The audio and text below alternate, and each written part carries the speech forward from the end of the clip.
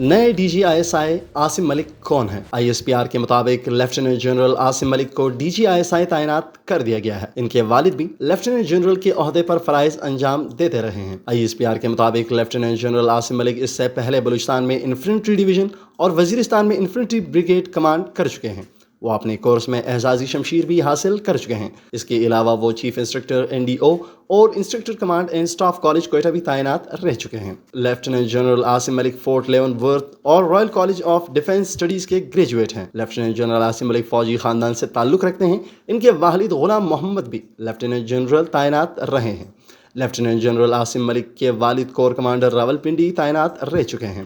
Lieutenant Asim ملک general Nadeem انجم کی retirement کے بعد ISI کے نئے سربراہ بنے ہیں۔ انٹر سروسز انٹیلیجنس یا مختصراً ISI پاکستان کا سب سے بڑا مایہ ناز خفیہ ادارہ ہے جو ملکی مفادات کی حفاظت اور دشمن ایجنٹوں کی تخریبی کارروائیوں کا قبل از وقت پتہ چلا کر انہیں ختم کرنے کے لیے بنائی گئی ہے۔ اس سے پہلے انٹیلیجنس بیورو اور پاکستانی ملٹری انٹیلیجنس کا قیام عمل میں لایا گیا تھا، لیکن بعد میں حالات کے پیش نظر ISI کا قیام عمل میں لایا گیا۔ 1947 میں آزادی حاصل کرنے کے بعد دو ہی انٹیلیجنس ایجنسیوں انٹیلیجنس بیورو اور ملٹری انٹیلیجنس کا قیام عمل میں آیا۔ 1948 میں ایک آسٹریلوی نژاد برطانوی فوجی افسر میجر جنرل رابرٹ کوتھم نے ISI کا ادارہ قائم کیا۔ اس وقت ISI میں تینوں مسلح افواج سے افسران شامل کیے گئے تھے۔ 14 جولائی 1948 میں لیفٹیننٹ کرنل شاہد حمید کو ملٹری انٹیلیجنس کا ڈائریکٹر بنا دیا گیا تھا۔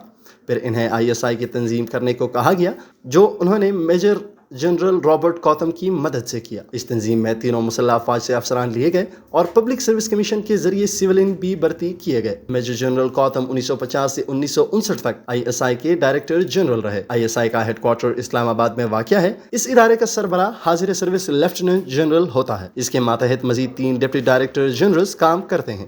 ISI کے موجودہ سربراہ ندیم احمد انجم ہیں۔ بھارتی خفیہ ایجنسی را ISI کی دیرینہ مخالف ہے، لیکن فتح اکثر ISI کی ہی ہوئی ہے۔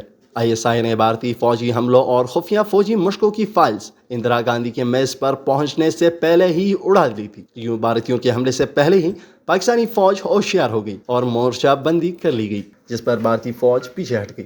اس سے قبل سید شاہد حمید، Robert کوتھم، Riyadh Hussain, Muhammad Akbar Khan, Ghulam Jilani Khan, Muhammad Riyadh Khan, Akhtar Abdul Rahman, Hamid Gul, Shams Rahman, Asad Durrani, Javed Nasir, Javed Ashraf, Qazi Naseem Rana, Zia Uddin but, Mahmood Ahmad, احسان الحق، اشفاق پرویز کیانی، ندیم تاج، احمد شجاع پاشا، ظہیر الاسلام، رضوان اختر، نوید مختار، عاصم منی، فیض حمید، ندیم احمد انجم ISI کے سربراہان رہے ہیں۔